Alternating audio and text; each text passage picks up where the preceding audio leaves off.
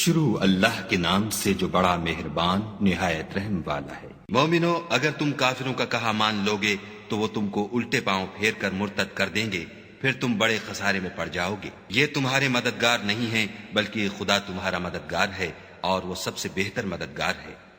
ہم ان قریب کافروں کے دلوں میں تمہارا روب بٹھا دیں گے، کیونکہ یہ خدا کے ساتھ شرک کرتے ہیں جس کی اس نے کوئی بھی دلیل نازل نہیں کی، اور ان کا ٹھکانہ دوزخ ہے، وہ ظالموں کا بہت برا ٹھکانہ ہے۔ اور خدا نے اپنا وعدہ سچا کر دیا، یعنی اس وقت جب کہ تم کافروں کو اس کے حکم سے قتل کر رہے تھے، یہاں تک کہ جو تم چاہتے تھے خدا نے تم کو دکھا دیا۔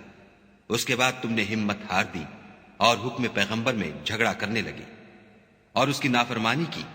بعض تو تم میں سے دنیا کے خواستگار تھے اور بعض آخرت کے طالب۔ اس وقت خدا نے تم کو ان کے مقابلے سے پھیر کر بھگا دیا تاکہ تمہاری آزمائش کرے، اور اس نے تمہارا قصور معاف کر دیا، اور خدا مومنوں پر بڑا فضل کرنے والا ہے۔ وہ وقت بھی یاد کرنے کے لائق ہے جب تم لوگ دور بھاگے جاتے تھے اور کسی کو پیچھے پھر کر نہیں دیکھتے تھے، اور رسول اللہ تم کو تمہارے پیچھے کھڑے بلا رہے تھے، تو خدا نے تم کو غم پر غم پہنچایا تاکہ جو چیز تمہارے ہاتھ سے جاتی رہی یا جو مصیبت تم پر واقع ہوئی ہے اس سے تم اندھوناک نہ ہو، اور خدا تمہارے سب اعمال سے خبردار ہے۔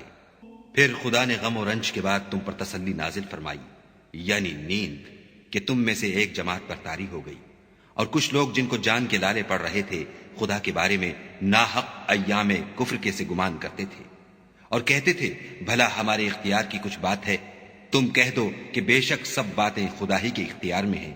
یہ لوگ بہت سی باتیں دلوں میں مخفی رکھتے ہیں جو تم پر ظاہر نہیں کرتے تھے۔ کہتے تھے کہ ہمارے بس کی بات ہوتی تو ہم یہاں قتل ہی نہ کیے جاتے۔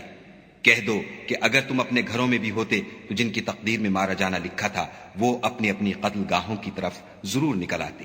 اس سے غرض یہ تھی کہ خدا تمہارے سینوں کی باتوں کو آزمائے اور جو کچھ تمہارے دلوں میں ہے اس کو خالص اور صاف کر دے، اور خدا دلوں کی باتوں سے خوب واقف ہے۔ جو لوگ تم میں سے احد کے دن جبکہ مومنوں اور کافروں کی دو جماعتیں ایک دوسرے سے گتھ گئیں جنگ سے بھاگ گئے تو ان کے بعض افعال کے سبب شیطان نے ان کو پھسلا دیا، مگر خدا نے ان کا قصور معاف کر دیا۔